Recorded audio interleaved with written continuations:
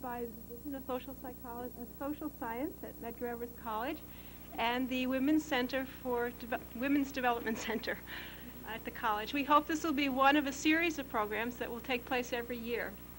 I'd like to begin by thanking Barbara Daniels, who will be speaking later tonight, as one of the coordinators of this event, and to introduce Pat Arnold, Aguncha,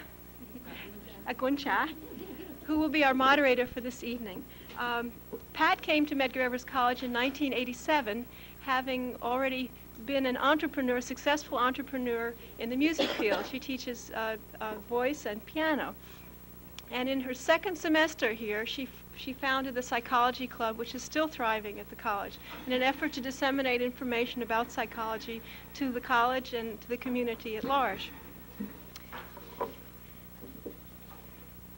She became the vice president of student government this fall, and I would add Miss Medgar Evers College shortly thereafter, and is also involved in the Parent Advisory Council to the Bedford-Stuyvesant Mental Health Clinic. She belongs to the Medgar Evers Dance Club. She's chairperson of the Scholarship Committee for the National Association of Negro Musicians, and she's a student member of the National Association of Black Psychologists. I won't mention the many other committees on which she sits. She's one of our prize students and will be moderating the show for the rest of the evening. Thank you, Pat. Thank you, Dr. Olea. It is indeed a pleasure to be able to be the moderator of such a special event here. When Dr. Olea and Barbara came to me, I was saying, but me, I'm just a student. But it's a good experience. It's a wonderful experience. I'm happy to be here. It feels good. I've had the opportunity to meet Barbara Daniels earlier. She's sitting at my far left. I'd like to introduce the panelists, and then we will hear from them one at a time. Our guests will be introducing and informing us on some traditional and non-traditional areas of psychology, which I'm sure as students we would want to hear more and maybe pursue some of those avenues. On my far left, as I said before, we have Barbara Daniels. She's the founding director of the Goddess Center, an intern here at Medgar Evers College at the Center for Women's Development. Next to her, to my immediate right, we have Kinshasa Chewbacca. Great. She's a clinical psychology and Sikh professor at Staten Island College, founder and prominent of Stressology concept. Okay. Next to me, Alika? Akeelah, okay. Akeelah Masha. Close enough? My name is hard to say too. Okay, she is an industrial psychologist, an IBM industrial psychologist, founder and past national coordinator of the Association of Black Psychologists. And to my far left, we have Dr. Nancy Olea, physiological psychology professor here at Medgar Evers College and the board of directors of New York Psychology group and founding member of Women in Neuroscience. First, we'd like to begin with Kinshasa Chewbacca.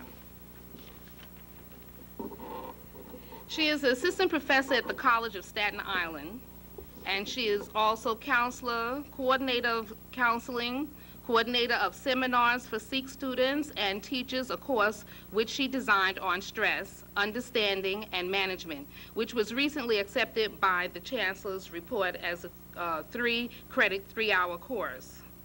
Kinshasa Chewbacca has delivered numerous on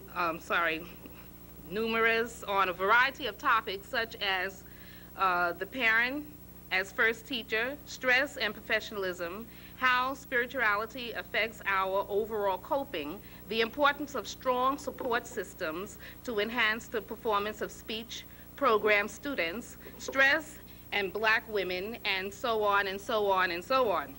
She participated in numerous conferences and do a great deal of public speaking, primarily on stress and child development, Black male-female relationships, and parenting. I'll introduce to you Kinshasa Chewbacca. Thank you very much. It's a pleasure to be here with you. your new building is very beautiful. And if the size and also the beauty in any way promotes learning, I should think that this would be a really very beautiful learning center.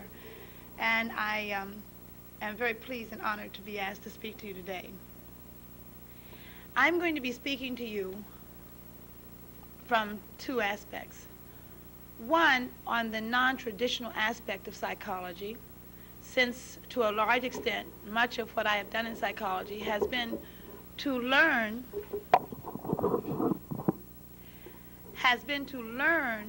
Western psychology, but to turn it around and study and implement African psychology. And one of the things that I have developed over a period of time, and in my learning of Western psychology, I kept noticing inconsistencies with the things that I knew from my numerous travels to Africa about our people, especially when our people are in their natural habitat as opposed to in an enslaved or captivity type environment. And it was that impetus that gave me the incentive for developing African psychology, which is a course that was taught at the College of Staten Island for a number of years, and also was taught in seminars through the Association of Black Psychologists for a number of years. And there are some schools that actually, in SUNY, for example, that had students come and take the course in my home because it wasn't offered in the school, and they got live credit for it. So that was a plus in terms of the direction of the black community getting the kinds of inputs that they feel that they want and legislating how it would be scored. So African psychology, I'd like to talk just a little bit about what I mean by African psychology. It's often called Afrocentric psychology. And the focus is that in Africa and in learning about ourselves, the position is holistic.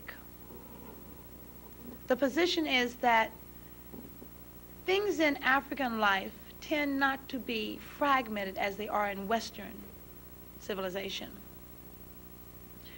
In Western civilization, our concepts tend to be linear. You are 1 year of age, you are 2 years of age, you're 3 and through 100 if you arrive to such a point. In African psychology, you live a full life each day, whether you are an infant or whether you are an octogenarian. The point being that every day should be a full life. Now, if you will take that philosophy or that position and learn about psychology, or how we think and what we think and why we think what we think, you can appreciate that at every stage of life, every individual is encouraged to learn and to be as full and as rich a person and individual as they possibly can be. Now, that is slightly different from what we learn in psychology in the Western Hemisphere. So although, and I don't mind saying that I've always been considered somewhat of a maverick in this field, which I don't mind at all, because I feel that in any field there should be some few people to challenge some of the positions, some of the hard and fast bits of knowledge or positions that they feel are or should not be challenged. So I accept that position. So that psychology from an Afrocentric point of view is that we grow, we thrive, and we learn all that we can each day.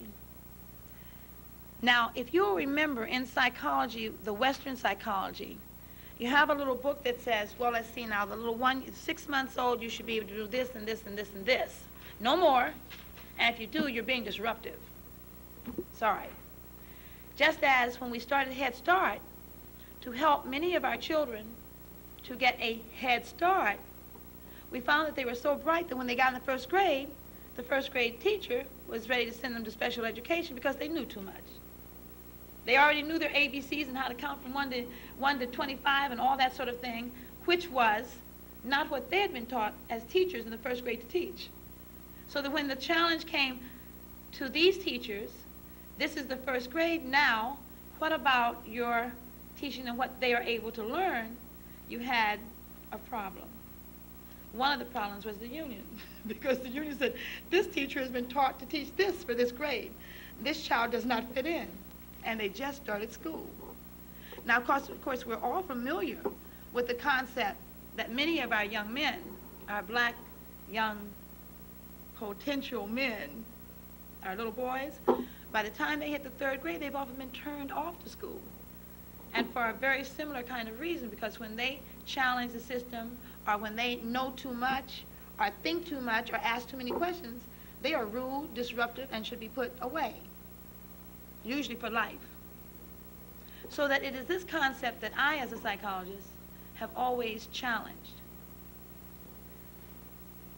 Now, in African psychology, we want to see the world, and certainly each individual's world, as being able to fulfill all of an individual's potential. Now again, in contradiction to that, Western psychology is the one that very often tracks our students into special kinds of programs, special kinds of non-learning.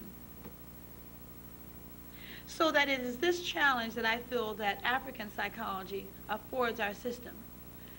One, to compare and to implement those aspects of psychology that are useful to us. And certainly if there are aspects within Western psychology that are good for us, we should use them. But those that do not work for us, we should revise. And it's that idea that I am a strong proponent. One correction in terms of my being the founder and proponent of Stressology, I must give due praises to Hans Selye, a Canadian MD. He is the founder. He is the father of stress and has been working in this field for some 30 to 40 years in the areas of research. And so that I am, just by virtue of age, couldn't be that. But he has done some fantastic work in the area of stress. So that I want to somehow combine the work in Afrocentric psychology with stressology, because I feel it's all related. I got into the field of stressology about 8 to 10 years ago. At that time, my husband was diagnosed high blood pressure. Now, as we well know, that's a disease that attacks many black men, particularly. That is not, as a matter of fact, it's more heavily found in the black male population than any other population. I will say that among black women it is now increasing by virtue of our taking on to a large extent some of the tasks that are heretofore being legislated to the masculine world. But certainly it is still overwhelmingly more common in black males. I began studying this when my husband was diagnosed as having high blood pressure. And I wish I knew now, I wish I knew then what I know now about stress, because I would like to think that I might have been instrumental in saving his life. He died 8 years ago. And at that point, I made the decision that rather than either join him through tears, mourning, and sorrow, I would do what he would want me to do, which was to take the energy that would be pulled or drained from me by view of the loss and put that in a very creative way to help others. And that is how the course on stress became a reality. It is the first course of its kind taught in City University, which surprises me, because certainly stress has been around for a very long time. and why it has not been developed as a 3-credit, 3-hour course where students can come in for 15 weeks and learn about themselves and about stress and about the impact of the society on them, it's beyond me. To me, it seems like a very simple kind of thing. I mean, it was hard work putting it together, but certainly the idea of stressology, the idea of studying stress, how it affects our lives, and how we can use stress, because all stress is not negative. Some stress is very positive. And if we can learn to use stress in a positive way, it can really help us to implement a lot of the goals we have for ourselves in this life. So that stress technically is wear and tear on our bodies, on our minds and bodies. And stress can be used in a way that is positive. That's called eustress. If you like it, it's good for you, then that's eustress. If it's bad and you don't like it, then it's distress. And one of the things I remember so well in one of the first classes that I taught, I asked some of my students to give me just ideas of what they considered eustress, activities that were stressful but were eustressful. And of course, you always have one in your class. This bombastic young man raised his hand, he says, sex. And a girl in the back corner moaned and groaned and just put her head down. I said, well, now you've given the definition of stress very, very promptly, because for you, it's eustressful. For her, obviously, it's distressful. So that within that concept of the one stimulus, we have two different ideas or attitudes about it. And that, again, is precisely what happens with stress. Stress is as you perceive it. In other words, for some person, it might be perceived as eustressful or good stress. For another person, it could be conceived as distressful. So that it is the attitude that has a lot to do with not only the way we cope with stress and the way we handle ourselves when we meet up with stressful situations, because it is, of course, what is known as a, I'll think of it in a moment,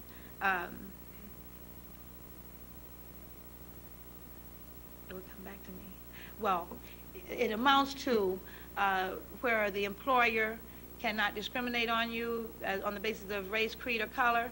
This one is a disease. Stress is something that attacks anyone in whatever the area, their field, their age, cross socioeconomic, cross color lines, cross religious lines, etc. So that when we deal with stress, we're really dealing with something that is common to everyone. The thing that becomes uncommon is people's differential abilities to cope with and deal with stress. And that is what we essentially try to teach our students, how to handle stress in a way that it amounts to their being able to deal with their priorities, deal with their values, clarification, which helps them to understand and prioritize their lives so that life doesn't remain as stressful for them as it may have been heretofore. So that even when we deal with the concept of stress, we're dealing with psychology in many ways from another point of view, one that is not the most typical.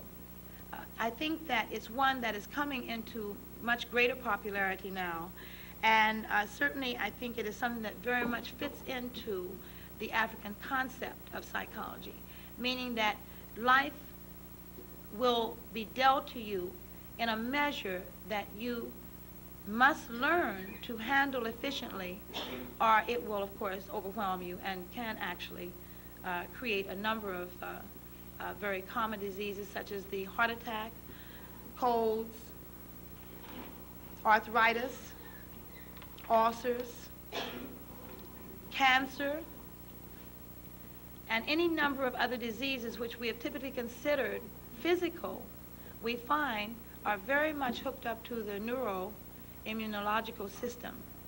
So that when we deal with, well, essentially psychoneuroimmunology, we're talking about the way in which our bodies and our minds cooperate to dismiss or to invite disease. Now that sounds a little crazy, but that's exactly what it amounts to. You literally have built into your system an okay that says, yes, okay, you just coughed on me, I'll accept your cold. On the other hand, it's true. On the other hand, there is also a position that you have within your psyche, within your body, that says, no, I don't want your code. I will not allow it to come through my barrier, and I won't catch it. And so you don't. And it's a very interesting aspect of psycho-physical attribute.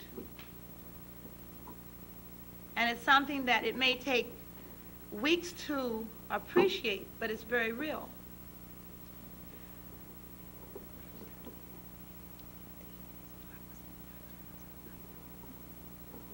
Does anyone have a watch? Yeah. I can talk forever. That's why I want to be careful of the time. Okay, is it? All right. So that's my time up. That's yeah. Okay. Now, since we will, of course, have a question and answer period, I hope, I will just kind of summarize very quickly.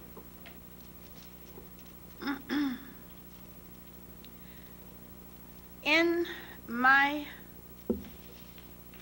learning of clinical psychology, it opened up a number of opportunities for me. And I think that I have taken the eclectic role in terms of my own psychological development. And I think it is because I felt that on the basis of my learnings that I was challenged to go in perhaps different directions, from being a consultant in child psychology in the Head Start program to working in psychiatric hospitals with geriatrics patients and psychotics, that I felt that full range, and I think that that is part of what has given me the opportunity to see psychology in a more comprehensive manner than, say, if I were to go into a relatively narrow area of psychology where I didn't have that opportunity. So for that, I'm grateful, because I think it's out of that my the Afrocentric perspective came, because as I traveled throughout Africa, I learned so many things about myself and about our people that were different from what I learned in Western psychology. For that, I'm very grateful, and I think that it's out of that concept that I have been able to contribute in the area of psychology, which is different from the traditional area. I thank you.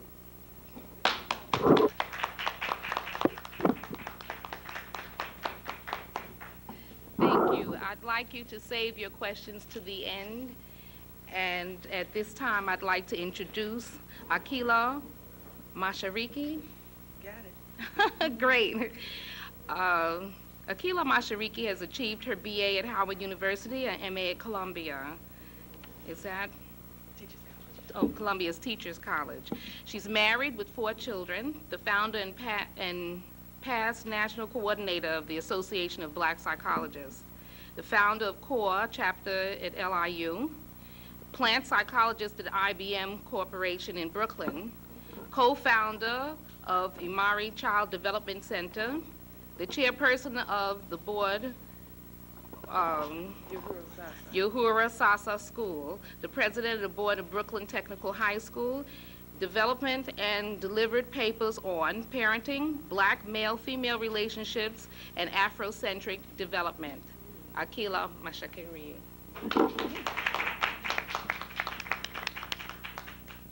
you, and good evening. On the way up here this evening, Professor Chewbacca said to me, Akeelah, as long as we've known each other, we've never spoken on a panel together until now. I understand why. A lot of what I'm going to say is going to sound like Kinshasa. Because we've had so many similar experiences, and we've been friends for years and years and years. Our children have grown up together. We've had so many similar experiences and involvement, we sort of evolved around the same kinds of concepts. My role at IBM is, my title is plant psychologist. I'm in the personnel organization where I deal primarily with development. Industrial psychology tends to take on every and any aspect of the work relationship among employees.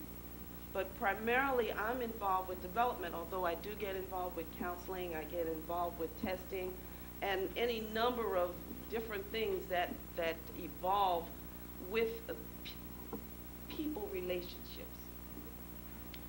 Development, as I see it, is a continuous process for everyone. There have been many, many studies conducted over the years as to get a better understanding of the elements involved in this process in order to maximize the efficiency of the developmental process. However, most of these studies have been done for and by a European environment or a Western culture.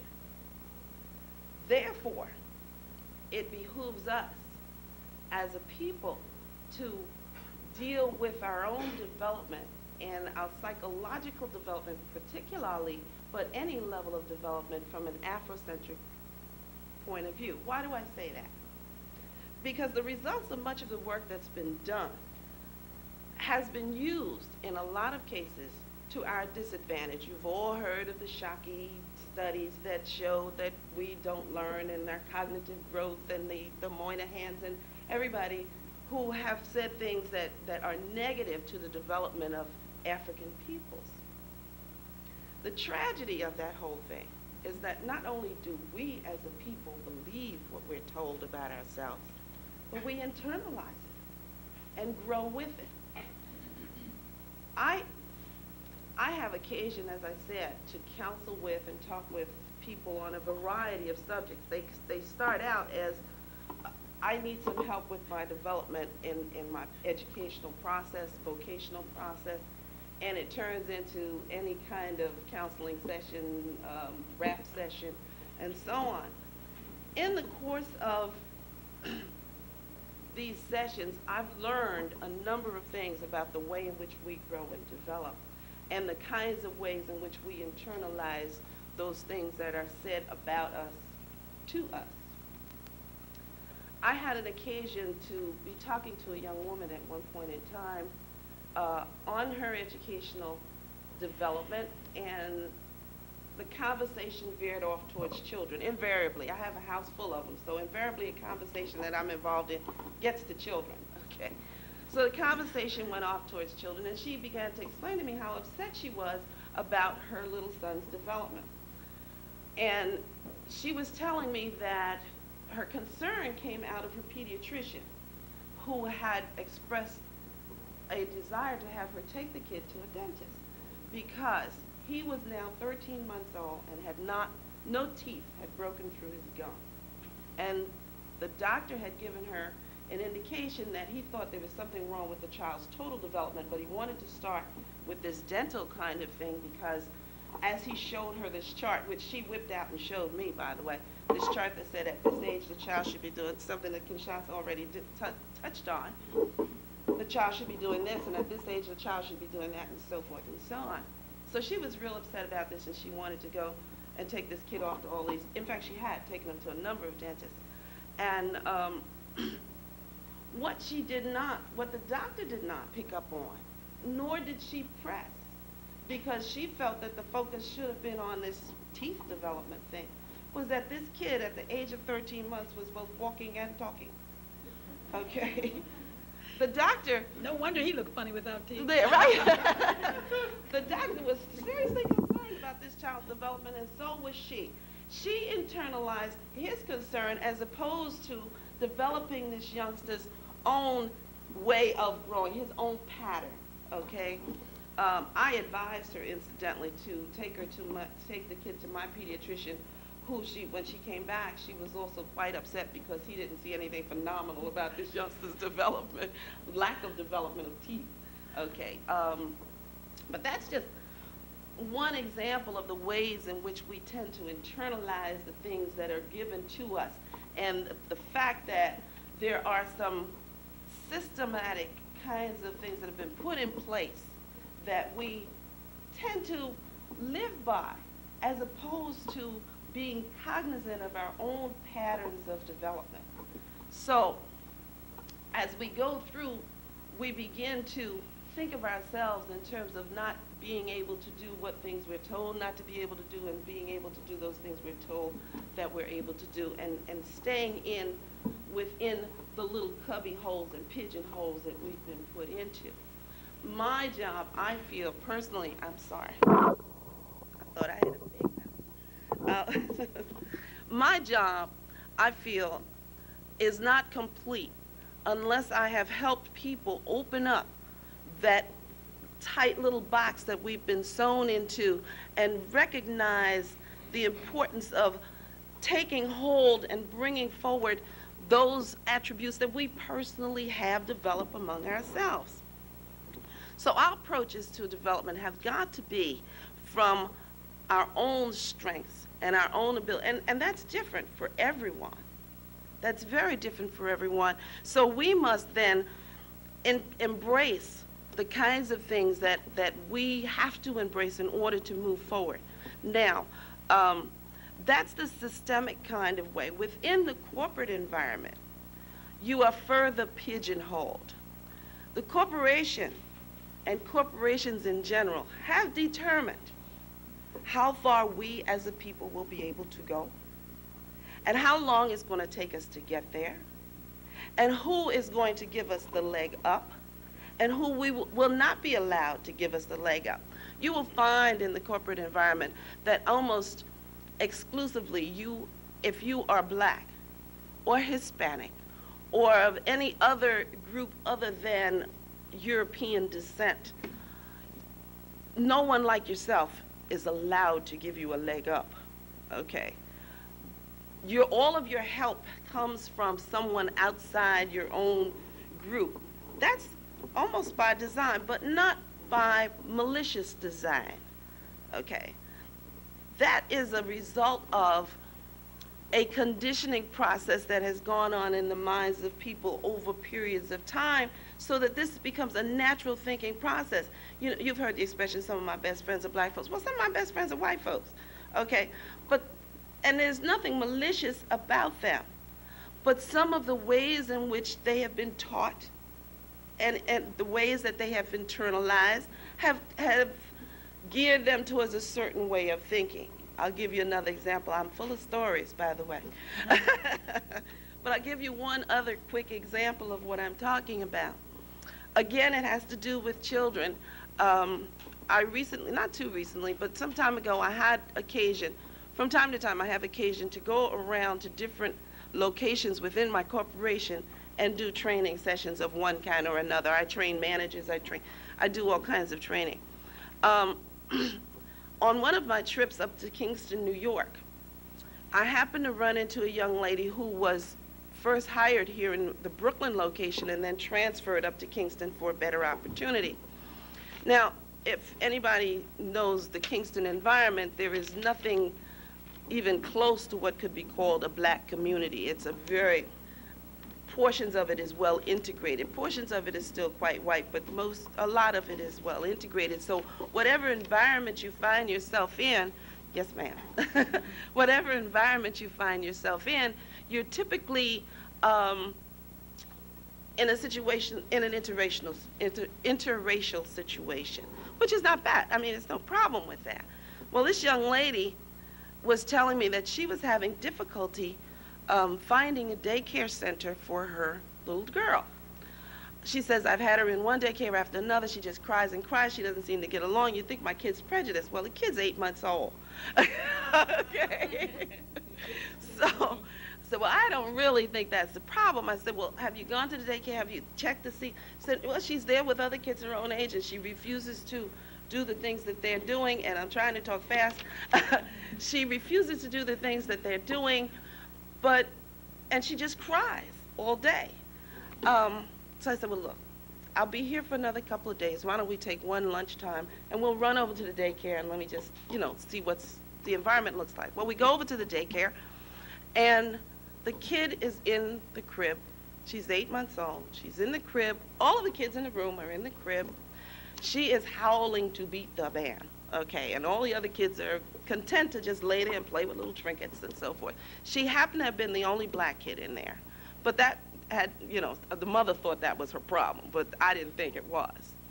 as I approached the crib, I found that she was restrained within the crib. They had bumpers and things restraining her within the crib. And at first glance, she said, that's the problem. She's being restrained in this crib. And I said, well, why do they have her restrained like this? And she said, well, because she has a tendency to try to stand up and lean over the edge, and they're afraid she'll fall. So they keep her in these restraints so that she won't fall out of the crib. And I said, well, I said to one of the attendants, I said, did you ever think of just taking her out and putting her on the floor? And she said, but this is the crib baby room. Okay. So she has to, and she's only 8 months old, so she has to stay in the crib because this is a room where they keep all crib babies. I said, aha, okay. So I said to my friend Bridget, was her name, I said, Bridget, after we left, I said, Bridget, try this. Try one more daycare center, but this time, add about 6 months to her age. She did. The kid is perfectly content. She's not in the crib baby room anymore. She's on the floor playing and fooling around with, you know, all the kids who were 6 months older than her. But because of her age, she was put into this cubby hole. Now, let me tell you one other little detail, and I'll shut up. One other little detail on that story was that inadvertently, somehow, the daycare attendants discovered that she was younger than they thought she was, or they were told, whatever. She was younger than, almost immediately their attitude towards this kid changed. They became extremely protective of her, wanted to put her back with the younger children, but not because she was functioning on their level, but because she was their age. They were concerned about her socialization, which had never been a problem until they found out her real age. They were concerned about danger and the other kids hurting her because they were bigger, but they were bigger when she was the same age. The fact that they were now bigger and she's younger made their whole mindset go off. What I'm trying to say to you is that that kind of attitude towards people is not necessarily malicious, but one that's ingrained, and people have been taught how to think about other people. We're taught to think that way about other people as well as others are taught to think that way about us. That happens almost exclusively in the corporate environment. You are most definitely pigeonholed. The only way to climb out of your little pigeonhole is to decide where you want to go. But you can't go there overtly. You have to do it around a corner, because if you ever give an indication that you're going beyond that boundary that invisible boundary that's been set for you, obstacles begin to form and they become very, very visible. And then you have to go take Kinshasa's stress course. So, and then I teach you how to get around the barriers. well, that's what I do. Okay, I teach them how to get around the barriers. Just to summarize, within the corporate environment, the one way in which you have to maintain your cultural identity and in order to develop yourself is, one, understand the nature of the problem. The problem can be in a number of different categories. The problem could be obstacles. The problem could be your own thought processes about yourself and those things that you've been taught to believe about yourself. Or the problem could be the fact that you have not availed yourself of opportunities that you could have and prepared yourself for those opportunities. How many times have I heard people say, oh, I should have gotten that promotion? And I say to them, what have you done to deserve it? How have you developed yourself to be prepared for that? So just to summarize, those three areas are the areas in which you have to become cognizant of your own personal worth and your own cultural identity. People, 1 minute. People like to tell us that we don't have a culture because we haven't gone back to our roots and dug all that up. Well, if you don't have a culture, then you're standing in the middle of nowhere doing absolutely nothing. There is no way you can be alive and not have a culture.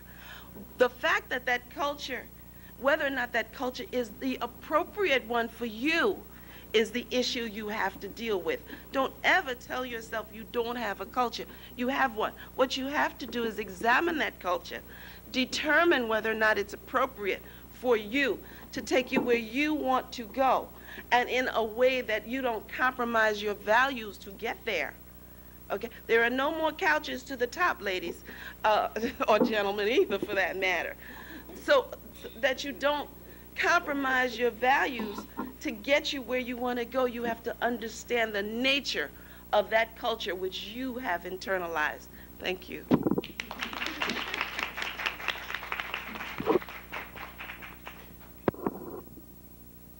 Our next speaker is Barbara C. Daniels, who is the president and founder of the Goddess Center, a personal growth and self-image training institute serving the needs of today's women of color. In 1988, Ms. Daniels designed and presented workshops on making success happen for American Business Institute, SCS Business and Technical Schools, and the Board of Education's food service personnel. She has been a guest lecturer at the Barnard College and Columbia University. A frequent guest on radio and cable television programs throughout the New York area, Ms. Daniels regularly leads ongoing workshops for entrepreneurial women, as well as programs on stress management, relaxation, visualization, and goal setting at the Goddess Center. For her many community activities, you don't want to hear all that? No, I want to hear it too. Okay. For her many community activities, Ms. Daniel was named 1985's Achiever of the Year by the Council of Community Organizations. At the Salvation Army, her weekly afternoon school program, Teen to the Top, built self-awareness for adolescents. For their 1987 event, the Medgar Evers College Student Union invited Ms. Daniels to present predictions for the 1990s, with a focus on women's issues. Currently enrolled in a master's program at Pace University, Ms. Daniels holds a bachelor's degree in psychology and an associate's degree in nutrition. In 1988, she is completing the Crystal Barkley Life Work Planning Program to enhance her training capabilities. Barbara Daniels is a member of the American Women's Economic Development National Association for Female Executives, East Flatbush Improvement Corporation, the Caribbean Chambers of Commerce, Workshop in Business Opportunities Alumni Association, the New York Black Women's Health Project, and New York Women in Black. She has been interviewed in the Brooklyn Trend, a monthly newspaper for which she now writes a column. Ms. Barbara Daniels. Thank you. I feel like I was just at my own funeral or something. Anyway, first of all, I'd like to say welcome to everyone. I'm thanking you all for being here. It's very nice to be here with you, and from a numerologist point of view, a quick, aside from the talk I'm going to do in a minute, is that this is a #1 cycle for this Women in Psychology panel. It's the first of hopefully it's the first of the annual events. And in a #1 cycle, a lot of, it's very odd, a very strange kind of number in many ways, because it's the pioneer. It always goes first and ahead. So you have lots of different things happening. So I'm just glad to be a part of a #1 group, since my life's work number is #1. The second thing that I'd like you to do tonight, before I speak, is for everyone to just take a nice deep breath and hold for 2. I'll count 1, 2, and release. And another one.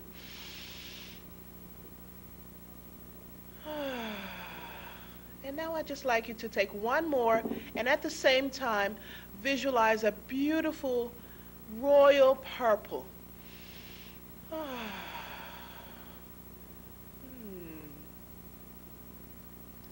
And we'll just be silent for a minute.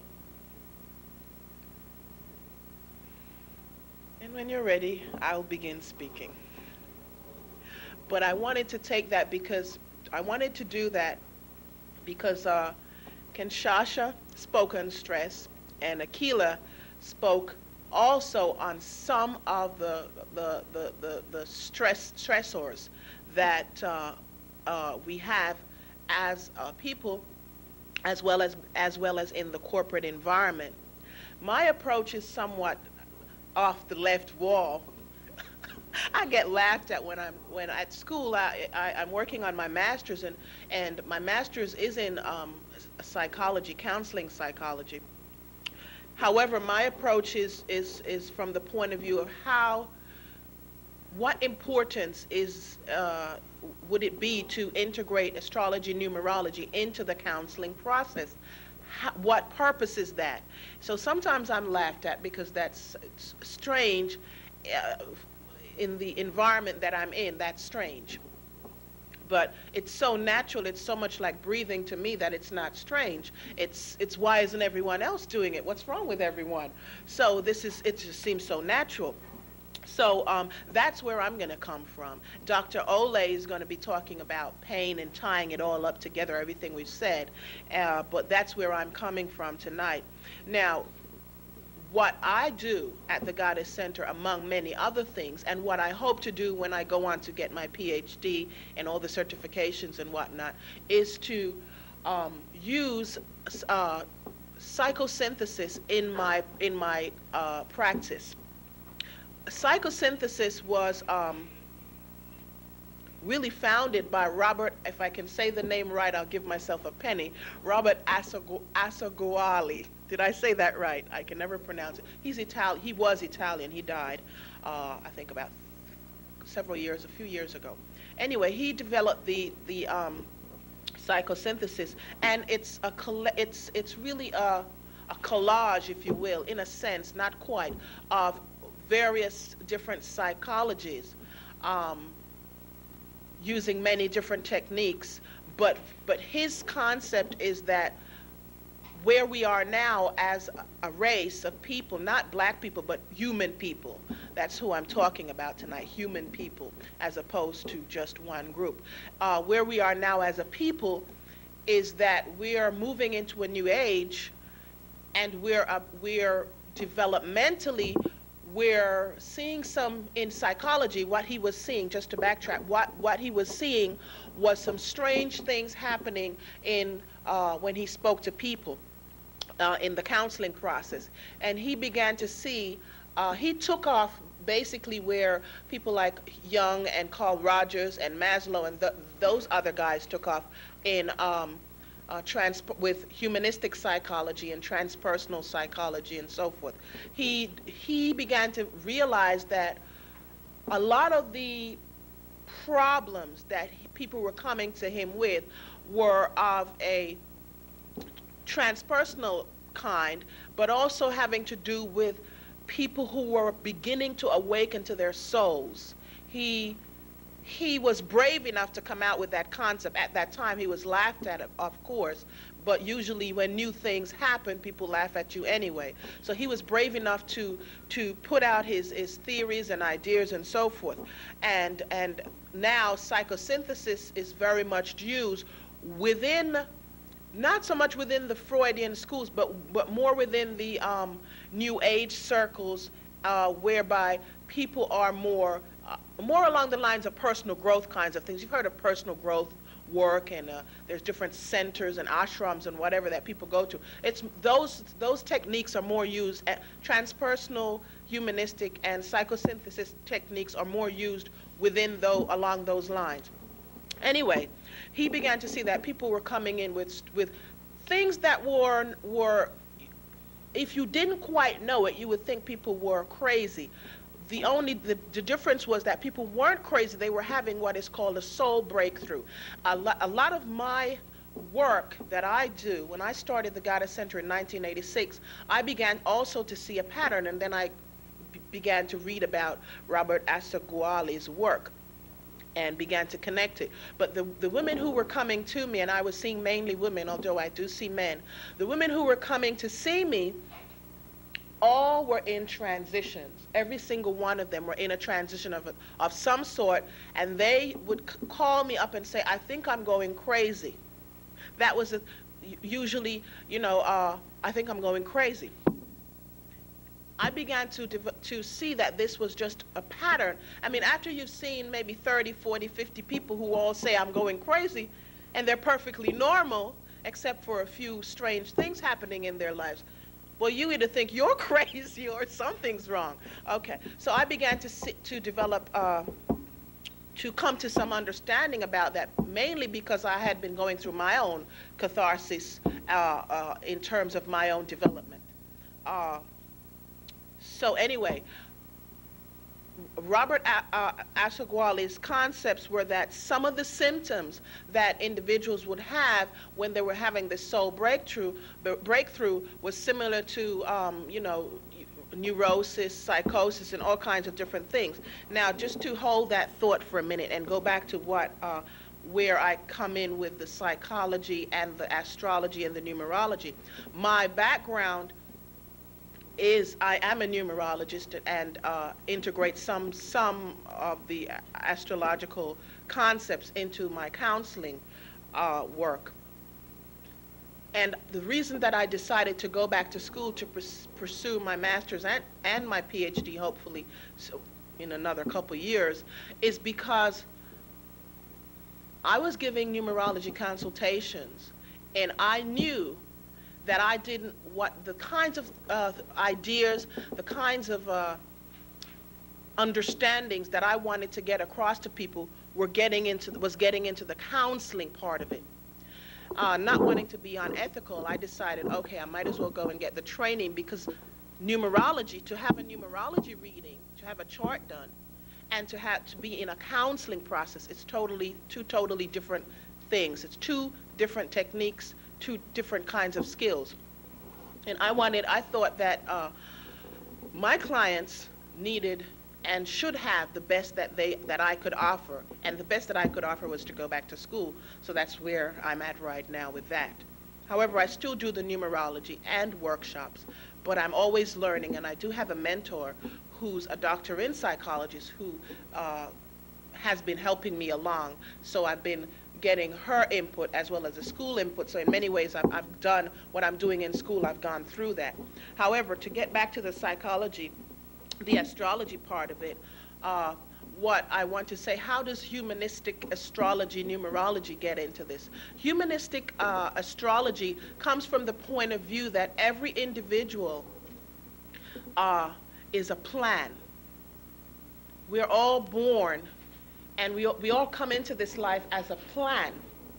We all, the name you were given, your date of birth, all these things come together, and out of that, the practitioner can get certain information that will help individuals to know where they are in that plan in terms of developmentally. Where are you now?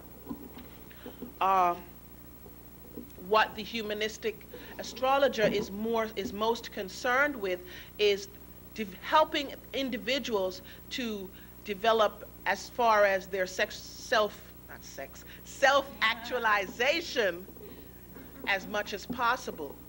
What I do in the work is I use the name, the date, your name, the day you were born, the month you were born, and that gives me a chart.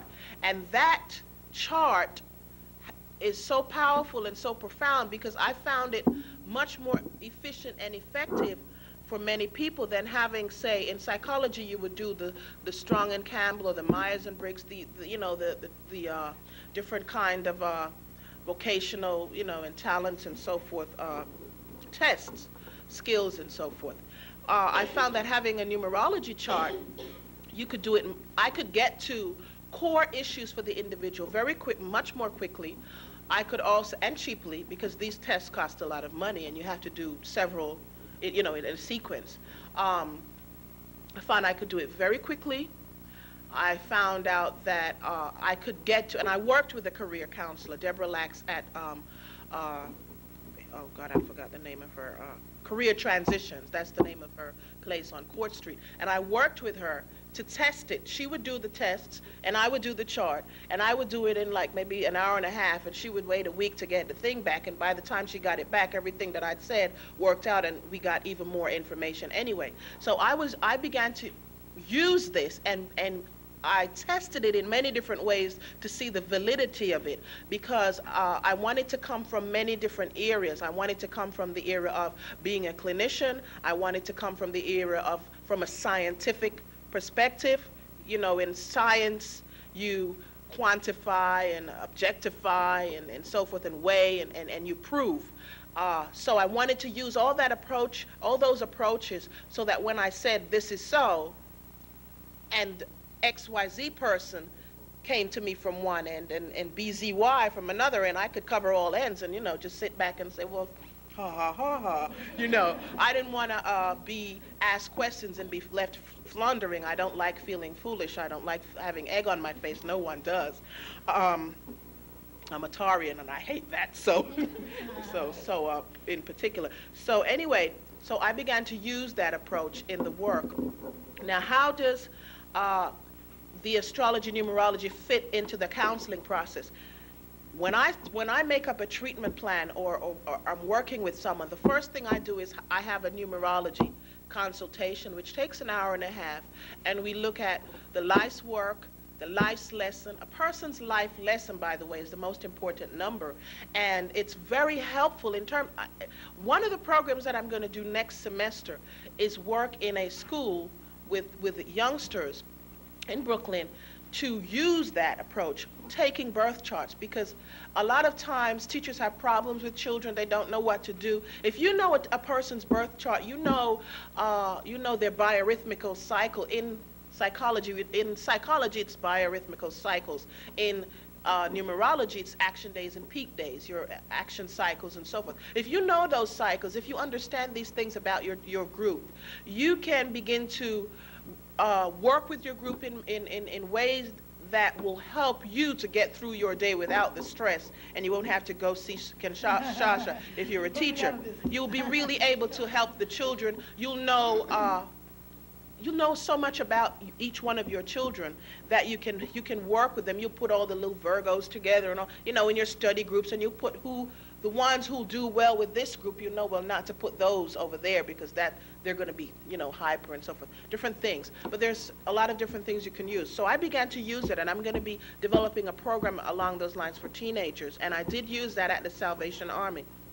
However, in the counseling process, I do the chart first.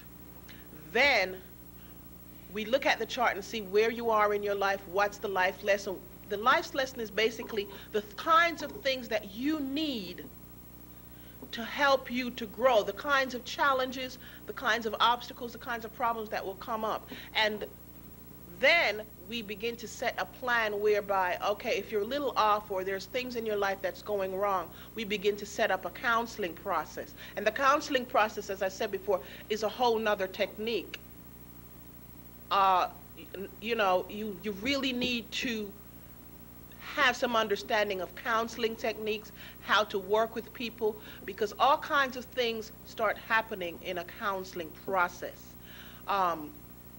People project, people, you know, transfer. You in your psychology class, those of you who are psychology majors, probably learning about transference and all these different things. I don't know if you're there yet, actually, but people do all kinds of strange things happen in a counseling process, because remember that what goes on in a counseling process is similar to alchemy, where you're in. Who are anyone science majors or taking science classes here? No. Okay, well, the counseling process is similar to when you put your ingredients, what do you call your chemicals in the tube, and something happens, a reaction happens. And so it's very much like alchemy in that you know, place where it's you and the individual who your counselor and the counselee. A lot of things start happening, and if you're not aware of how to work with individuals, the things to say, specific techniques, or or stages in the counseling process, you can begin to feel, oh my God, something's wrong with me. You, the counselor, will think something's wrong with you. You will begin to feel inadequate, and you will have an impact.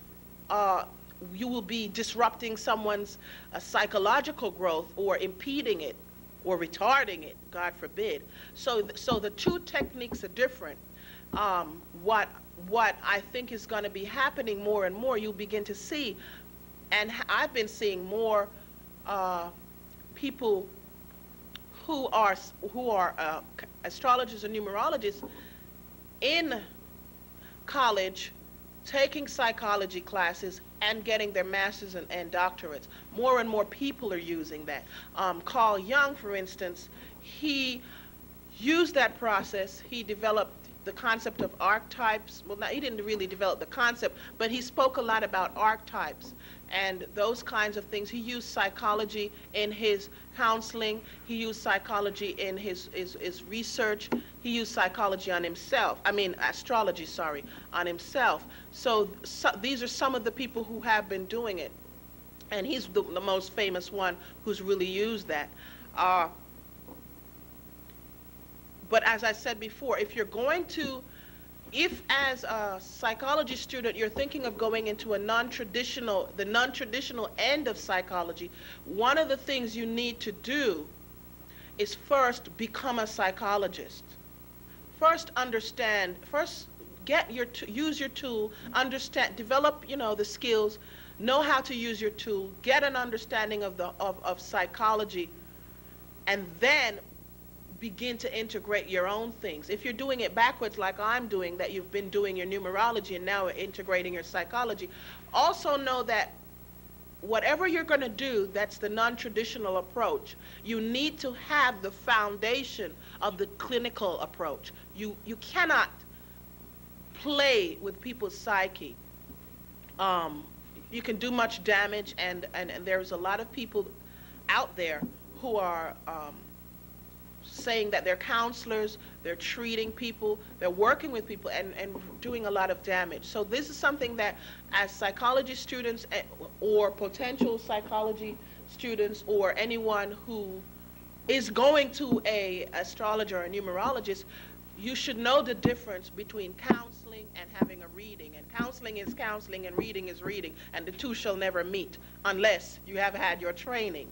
I have about a minute and a half left, but what I wanted to say in view of what Kinshasa and Akeelah spoke of was that, yes, we are in a time of transition, and as practitioners, future practitioners, or counselees, in terms of you using the services of a psychologist. And just a quick aside, one of the things that I do know is that we as a people, and this time I'm using as black people, not people as a human race, we as a people tend to not want to use the services of psychologists and so forth for many different reasons. But I want to say if you can find the right person, it is a great thing. It is a great relationship to establish, to have that therapist-client relationship for those moments when you're having crisis in your life. It's not something that you should want to develop and become dependent, because it should not be used as a crutch. It should be used at that moment when you need something to sort of move you to the next level. So that's something that you should take into consideration, but you might have to shop around as with anything else. The second thing I wanted to say is that if you're going to be a practitioner or going into therapy or something like that, that astrology, numerology, visualizations, meditation, all these different pieces are great pieces to bring into your practice at some time. Right now, people are in transition, and one of the things that I'm seeing is that a lot of people are coming to me talking about, I'm in transition, or I'm going crazy, or different kinds of things like that. You have to be sensitive to the times that you're in. When Freud was in his time, there was a whole nother thing going on, a whole nother set of problems that was facing his generation. Our generation is in a time of transition, a time of meaningless. A lot of people have feeling depressed, anxiety, all these different kinds of things. So you have to be sensitive, not only, I'm going to be wrapping up now, not only to the client, but the whole picture. Where is this client? Where is this individual now? And you know, the time you're in, the place you're in. And so you have to look at all the pieces and not just treat an individual as a piece, as a fragment, but treat the individual as a whole.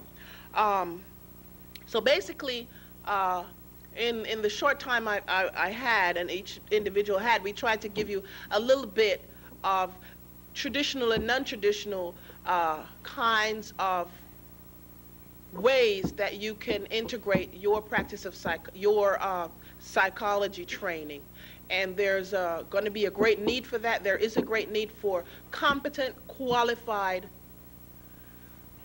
psychologists, female psychologists, and black female psychologists, because that's what we need right now. We don't have that many competent, qualified black female psychologists, and females are going through a lot of stress and a lot of strain right now. And as black women, we do not like to talk, and are not free in our interchange with white males in terms of saying all the things that we have to say. So it's just that you're comfortable with your own kind, just as for anyone. So you know, for those of you who are students and thinking of going into practice, please, you know, pay attention in school and really get all that you can out of it. And then as you go along, you'll begin to see how you'll integrate it. And Dr. Olea will now speak of the traditional clinician's approach. Thank you.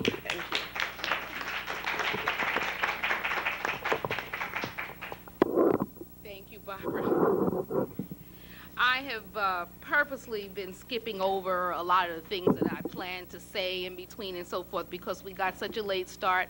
And Mary, who had planned to be here, is downstairs preparing like a little reception after. So I'm going to continue to be brief, but in order for us to have a few minutes for questions and answers, because I know that you must have a lot of questions. Dr. Olea is a professor here, and if I may interject just one little thing at this point, when she first came as a student representative, many people came to me and said, well, what about her? What about this Dr. Olea? I said, well, let me check her out. And so I didn't go to her. I went to ask some of her students, and then I spoke with them, and they said, wow, she's really tough, you know, but she gives a lot of work. But then when I was looking for her, instead she came to me, she introduced herself, and that meant a lot to all of us in the psychology club. She's new here, but very well loved here, in which we can all say. And one person had come to me and said, yes, but she's not black. I said, but she's black enough. She's black enough. Nancy Olea is currently a member of the Faculty of Psychology Department at Medgar Evers College and coordinator of the Psychology Laboratory. She studied at Barnard College and Columbia University, where she received her doctorate in Physiological and Experimental Psychology. As a faculty member, and most recently as a director of the Neurodiagnostic Laboratory in Brooklyn, Dr. Olea has done laboratory and clinical research on the role of the brain in pain perception and pain reduction. Dr. Olea has spoken on public radio on the subject of ethics in animal research and has presented papers at a national meeting on her research. She has also lectured on women in neuroscience and organized the National Science Foundation workshop on career opportunities for undergraduate women in science. Her professional affiliations include the New York Academy of Sciences, the Society for Neuroscience, the Eastern Psychological Association, and the American Pain Society. She is a founding member and currently treasurer of Women in Neuroscience, an international organization dedicated to promoting the career of women in the neurosciences. Apart from her professional work, Nancy is a weaver, organic gardener like me, amateur violinist like me, and she lives here in Brooklyn with her 2-year-old son, Dr. Olea. Thank you all for coming, especially my students. That's a great pleasure to see you here tonight. They've given me a really tough bill to follow here. I don't think I can really summarize what everybody has said, but I did want to pick up on some of the themes of my colleagues here tonight. One of the things that I wanted to touch on was the notion of holistic. And as I talk about pain and some of the recent developments in the area of pain research, you'll see that the notion of holistic is very, very important. Also, ways of coping with stress, and in this case, pain, would be something I talk about. I was also very interested in the notion of cubby holes that Akeelah mentioned, of putting people or putting ideas in cubby holes. I think that, as you'll see, traditional medicine has been in a cubby hole for centuries, and psychologists are now helping them to get out of it. I think there's also an aspect of this I'd like to mention, and that is that the area I'm in, physiological psychology, is a sort of non-traditional area. It's a new area in psychology, and it's certainly a non-traditional area for women.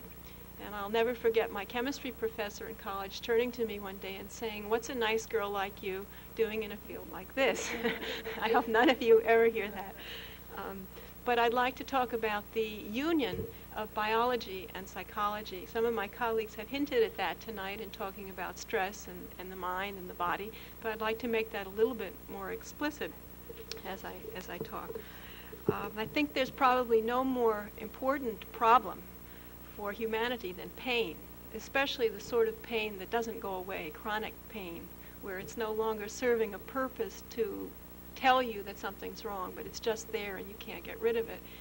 And traditional medicine has really failed us in dealing with that problem. I'll tell you, it's really a true story. I put together several events to make up the story, but the parts of it are true.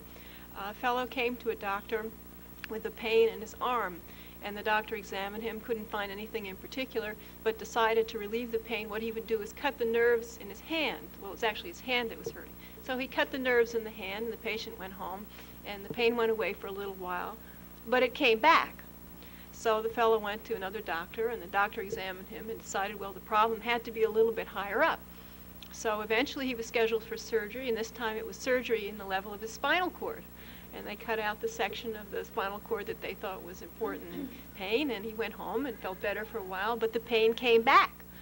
So he consulted another physician, and this time they thought it was time for brain surgery, so they removed a small portion of his brain, and there are areas of the brain which in traditional medicine are believed to mediate pain. And he went home and had a longer recovery this time, and the pain went away for a while, but it came back. So there was only one thing left to do. He went in for serious brain surgery. He went for a frontal lobotomy, which some of you may know about from your psychological studies. It involves severing the connections between the frontal part of your brain, perhaps the most important cognitive part of your brain, and the rest of your brain. The theory being that if you sever the thought part of your brain from the emotional part of your brain, that you won't experience pain. So they did the surgery, although it's no longer done anymore. And he went home, and a few weeks later, somebody interviewed him to find out how things were going, and they said, "By the way, how's your pain?" Oh, and he said, "Well, I still have it, but it doesn't bother me anymore." The point I'm trying to make is that traditional medicine has been very unsuccessful in treating pain by traditional methods. If you look at any beginning textbook in biology or psychology, physiological psychology, you'll see pain pathways, and there they go from the fingers right up to the brain. So clearly, to reduce pain, all you have to do is cut these pathways, but of course it doesn't work.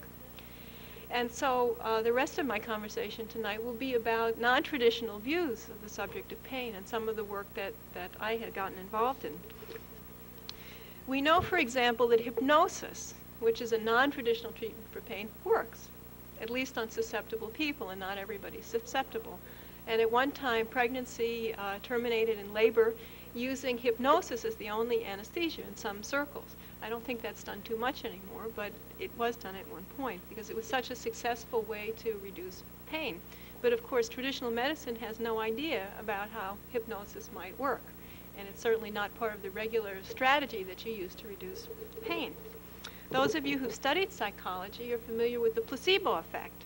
The idea that if somebody comes to you suffering from pain, let's say, and you give them a sugar-coated pill and tell them this is the best thing medicine has to offer, that the pain will go away. And it does in many people, susceptible people again. The pain may actually go away. Power of suggestion. Again, nobody had any idea how this could work, except that it had something to do with the mind. There are people who never experience pain. And this is a very serious problem if you happen to have it, because you might fall and injure yourself and not know that you had injured yourself, and eventually end up with serious infections and might even die because your body wasn't telling you there was something wrong. Now, the interesting thing about people like that is there's nothing wrong with their nervous systems. It's not different from anybody else's nervous system as far as people knew. Another thing I would mention that relates directly to what was mentioned before is the notion of stress-induced analgesia, or stress-induced reduction of pain. I'm sure many of you have been involved in sports or other activities where you were injured while you were playing, but you didn't feel it until afterwards. And it's well known on the battlefield that soldiers who are very severely injured don't realize it perhaps until after the battle's over. Something about the stress of the situation reduces pain. Another thing I would just point out that, again, comes to us from a non-traditional point of view is acupuncture. Acupuncture is the use of very fine needles inserted in the body to reduce pain. And it comes to us from the East.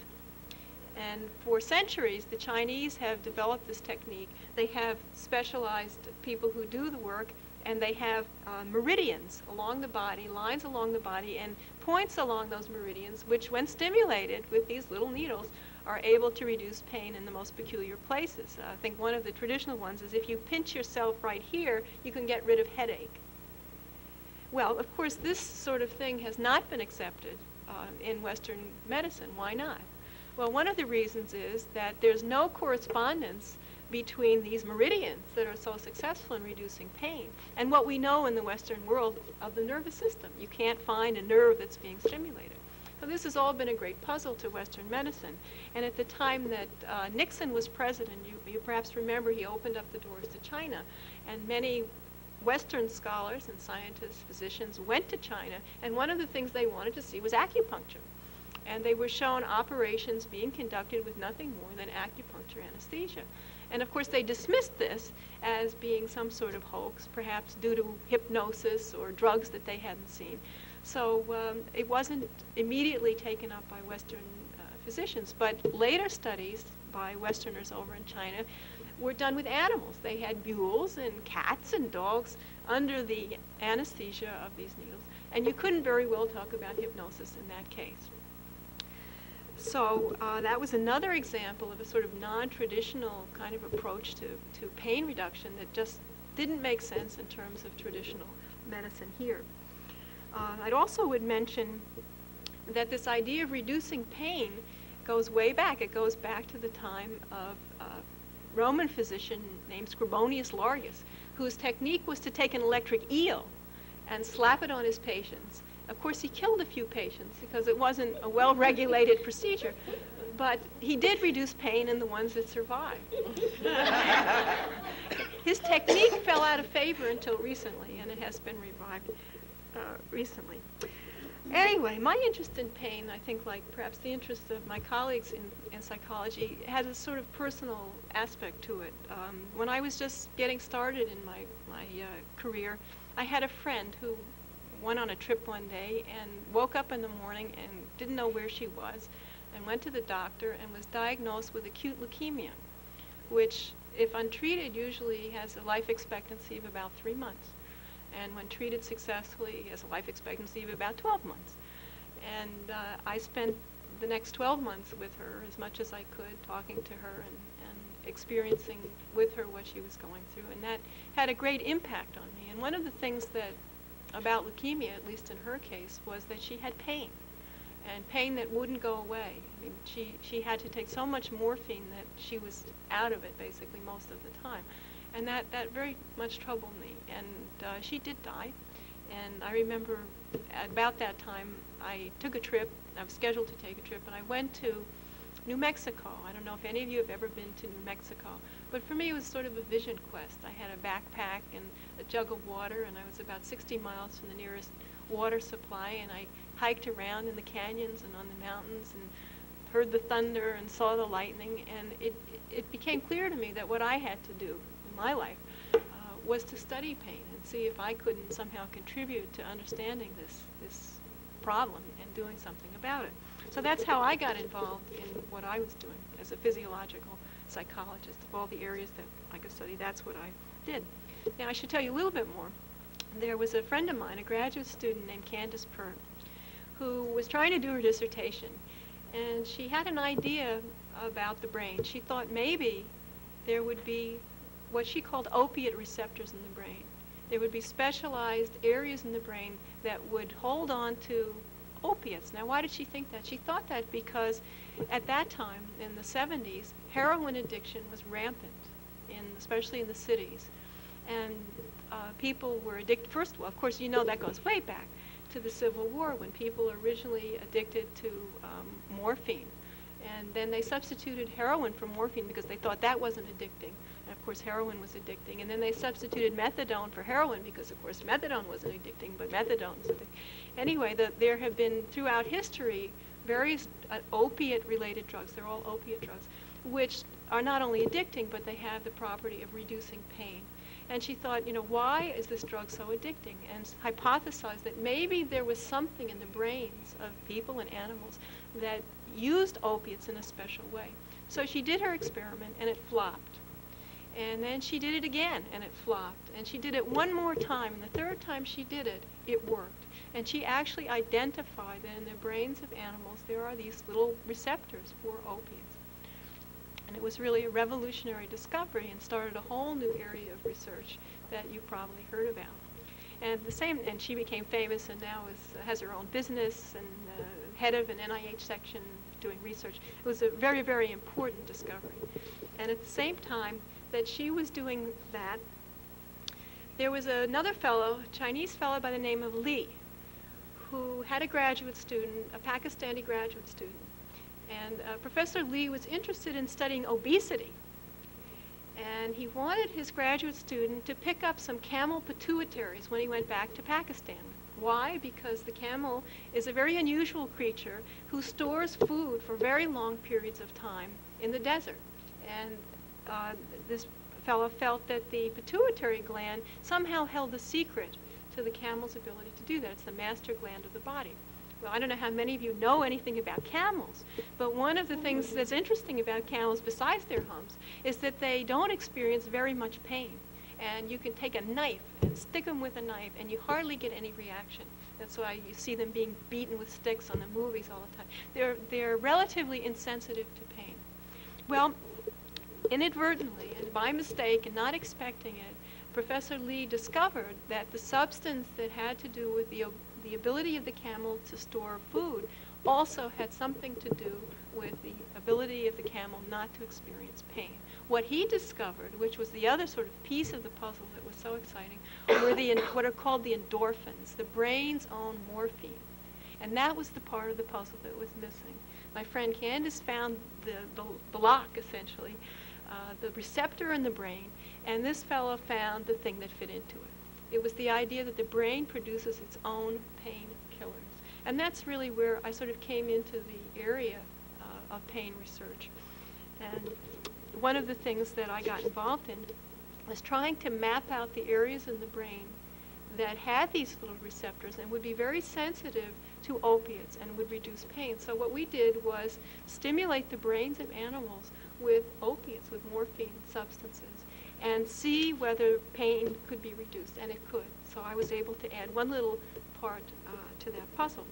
But just to quickly tie up what I wanted to say, bringing together the notion of mind and body, we now know that these endorphins have something to do with the effectiveness of acupuncture. It's not simply the mind, it's the mind perhaps releasing these substances. We know, for example, that pregnant women, toward the end of their pregnancy, start secreting more of these endorphins than other people, presumably preparing them for labor. Some of you may be athletes and have experienced a runner's high. Okay? Apparently the runner's high is at least partly related to the secretion of these endorphins. The placebo effect that I mentioned before seems to be partly related to these endorphins. So I wanted to try to relate to what we're talking about here. But the stress-induced analgesia that we mentioned is something that is related to these endorphins.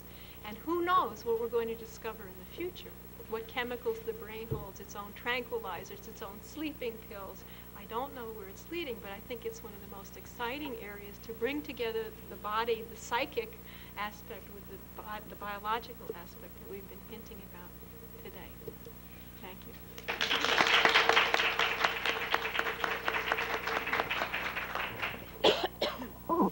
At this time, I'd like to initiate questions from the floor. And could you direct your questions to someone specific on the panel? This gentleman here in the hat.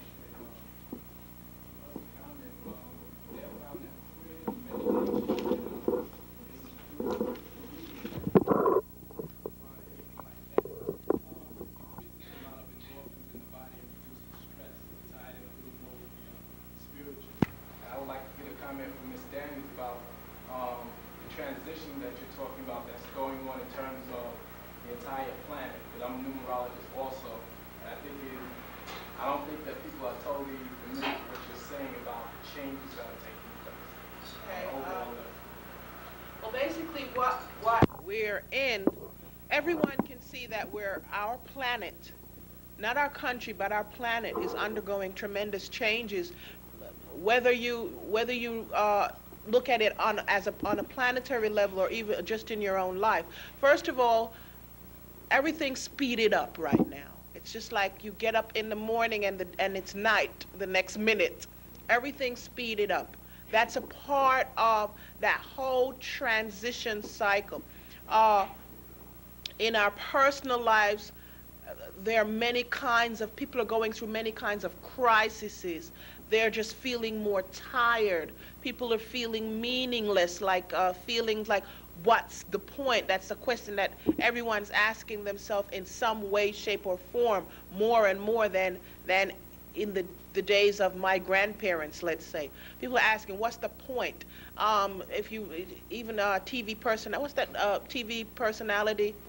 Jim Jensen, the radio announcer, who's now in a clinic going through depression. And that, by the way, I'm going into the point that I want to make. Just to backtrack, when I talked about Roberto Asaguali's concept of psychosynthesis and the soul breakthrough that people were having, that most people, when they're in a lot of people he found out were coming in with depression, feeling really depressed. And what he found out was that people were going through that soul breakthrough, and that soul breakthrough pushes you into a depression. And I like to liken that to, I'm coming to your point, I like to liken that to, I like to go back to nature. I love to go back to nature. I guess it's the Taurian in me. But I like to liken that breakthrough leading into the down cycle to depression to the time when a seed is inserted into the earth. And when the seed is inserted into the earth, a kind of friction or tension goes on, because of course I tend to say that the earth doesn't very much like the seed being in the earth, and the seed doesn't probably like being there either, because it's a new place. So what goes on is a kind of an adjustment. Then the outer shell of the seed has to break away so that the new shoot can, the roots can take, and the process of growth upward can start. And so before you can grow upward, you're going to go to that down stage where you're rooting. And the depression is somewhat like that resistance phase. So when you're going through a soul breakthrough, there's all that inner stress, inner tension, and all of that will bring you down, because you don't understand things. So a lot of people are going through those kinds of things and going to traditional psychologists, Freudian psychologists, where they're going back to what happened with your mother, where it's nothing that happened to the mother, there's a breakthrough. what they call an existential crisis going on in the person's life, the meaning of life. Why am I here?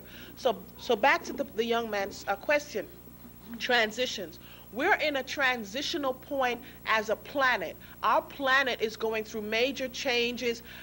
Our consciousness is going through major changes. People are going through changes. We're moving into the information age.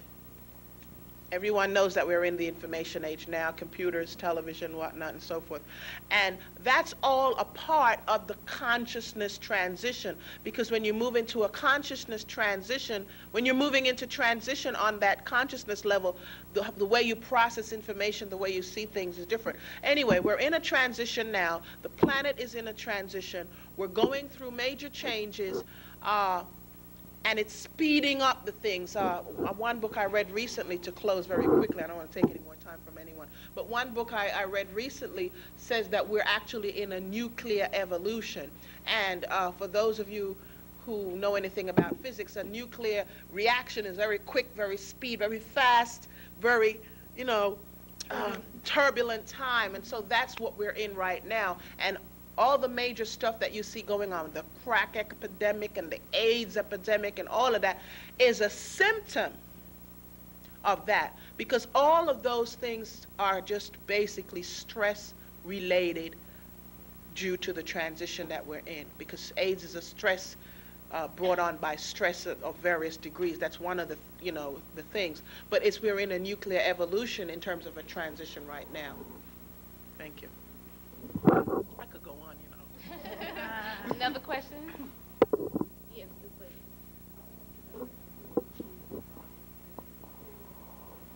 Masha.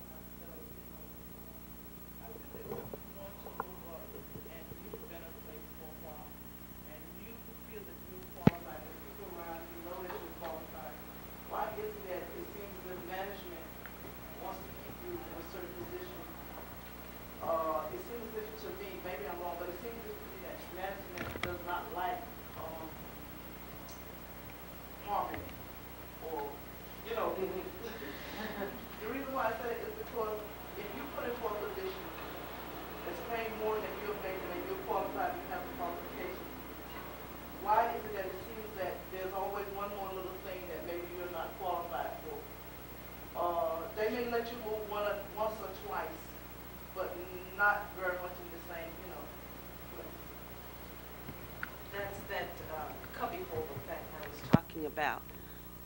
Typically, people tend to determine at some point in time, your management team will look and say, okay, this person can go this far and that person can go that far. And in some organizations, that's a formal process. It's formally documented. You can go this far and you can go that far and so forth and so on. But most of the time, it's a mental process where they look at you by magic, and that's as far as you can. Usually it's because of the way you dress, the way you speak, the way you think, the kind of car you drive. It could be any number of factors, but it's a human reaction. You will also find that when management changes, when there are management turnover, you could get a manager tomorrow who'll send you straight to the moon because they see you differently. And unfortunately, that's the way it is. The people in power also are human people who have perceptions, who have prejudices, and I'm not using prejudice in that negative sense, but who have prejudged ways of doing things.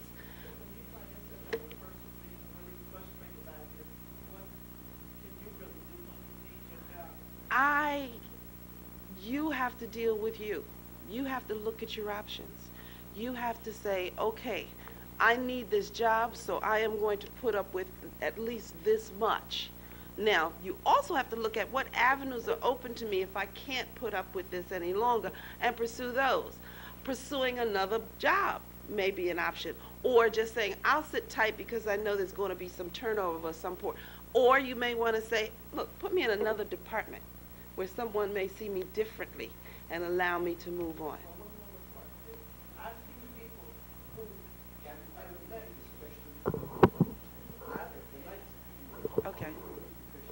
Sure. I've had people, people who have left the job, went to other states, and have sent for a recommendation. And these people, I don't know if it's selfish or what, and they refuse to give the person, good evaluation. And the person actually gives them a good. The question was, why do people often do malicious kinds of things like refuse to give proper recommendations or letters of recommendation when requested by someone who's left the job?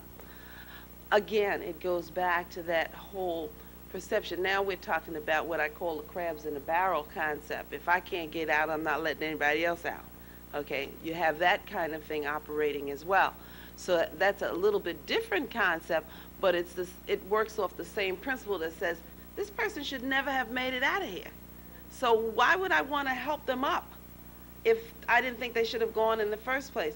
I'm not going to give, and let me tell you, the rationale that's typically used is the one that says, I am not going to put my name on a document where I can be held responsible for when this person fails.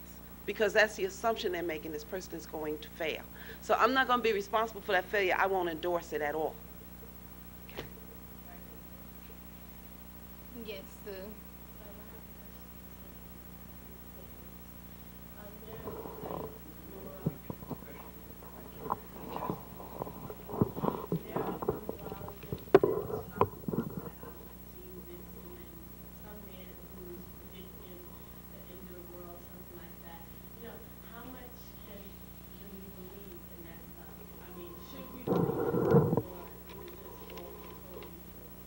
The question was, there are numerologists at this point predicting the end of the world and various catastrophes. How much should we give credence to that? How much should we believe it, or should we just discard most of that? I'll take a minute. I would like to say that I don't subscribe to the vision of the end of the world. What I do see is we're in an end of a cycle. And we've had many endings of many cycles. As a numerologist and an astrologer, I work with cycles. And every day I go through cycles ending and changing and so forth. And part of my work is to help people understand what cycle they're in. On a planetary level, we are at the end of a cycle and at the beginning, or we're not even at the beginning, we're preparing to go into the beginning of a new cycle. I don't see that there's going to be the end of a world. We're still here. We've had many endings, but we're still here. So think of it like that. What I would suggest is that individuals try to seek for themselves the answers within. You go to anyone, whether an astrologer, a numerologist, a scientist, a psychologist, or a Nobel Peace Prize winner of whatever, you should always try to think for yourself and try to understand for yourself and try to see where you are in your life and try to see what you think. It's part of our problem is that we tend to believe everything we hear or to buy in somewhat, as Akeelah and Kinshasa have been saying. My personal point of view is I don't think we're at the end of the world. I think we're at the end of a cycle. And whenever there is an ending to any cycle, certain changes will happen. Certain symptoms, you'll see the symptoms. For instance, when you, how old are you? Okay, when you were 12 going to 13, I bet you felt real strange, weird, and your mother had all kinds of situations where you were feeling that. Well, you go through it. What I'm trying to say is from 12 to 13, when you're just going into the teen stage, there's a whole, you're ending little girl and now you're becoming young woman. And so there's a whole dynamic that goes on with that. It's the same thing on a planetary level. If for in individuals, there's the age 42 where people go through midlife crisis, they're going into another cycle. You have changes. You have stuff that's happening. It's the end of a cycle. The same thing on a planetary level. And to wrap it up very quickly, we tend to disassociate ourselves from the laws and principles of nature. And there are certain laws and certain principles, and certain things happen within that. So always remember that whenever there's going to be a change of from one thing to another, there's going to be that in-between phase when all kinds of strange things is happening, because things are knitting and or breaking down and building up. So basically that's what I see. I see that we're just in an end of a cycle. I don't, you know, believe all this stuff that doom and gloom and, you know, we're going to be bombed away or anything, to answer your question. Well, at this time, since I'm being told to cut, I'd like to invite everybody to come downstairs to the lounge, and we'll be able to continue to talk with our guests and ask questions and enjoy some time on more of this. Thank you very much.